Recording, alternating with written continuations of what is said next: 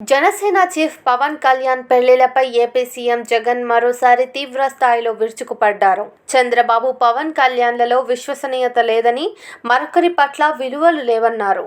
పేదవాడి భవిష్యత్ మీదకు యుద్ధంగా కూటమి వస్తోందన్నారు. 2014లో కూడా ఇప్పుడు చెప్పే మోసపూరిత హామీలు ఇచ్చారన్నారు. చంద్రబాబు సంతకంతో నాడు హామీలు ఇచ్చారని, గతంలో రుణమాఫీ చేస్తానని చంద్రబాబు ఎగనామం పెట్టారన్నారు. 2014లోనూ మహిళలకు ఎన్నో హామీలు ఇచ్చారని జగన్ గుర్తు చేశారు. ఆడపిల్ల పుడితే 25,000 ఇస్తామని చంద్రబాబు చెప్పారన్నారు. ఇంటికో ఉద్యోగం లేకపోతే నిరుద్యోగ భృతి ఇస్తామని చెప్పారని తెలిపారు. ఏ ఒక్కరికైనా ఉద్యోగాలు, నిరుద్యోగ భృతి చంద్రబాబు ఇచ్చారా అని ప్రశ్నించారు.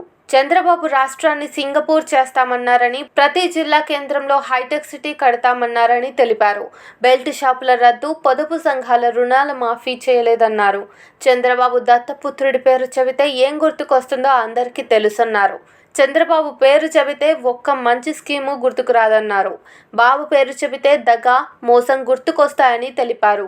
దత్తపుత్రుడి పేరు చెబితే 5 ఏళ్లలో కార్లను మార్చినట్లు భార్యలను మార్చే మ్యారేజ్ స్టార్ గుర్తొస్తాడన్నారు. ఈ యుద్ధంలో తమకు మోసం చేయటం చేత కాదన్నాడు జగన్. మళ్ళీ ఇప్పుడు చంద్రబాబు, పవన్, బీజేపీ కూటమిగా ఏర్పడ్డారన్నారు. మహిళలను చంద్రబాబు అడ్డగోలుగా మోసం చేశారని జగన్ తెలిపారు. వాళ్ళిచ్చిన డబ్బులు తీసుకుని వైసీపీకే ఓటు వేయాలని జగన్ ప్రజలను కోరారు.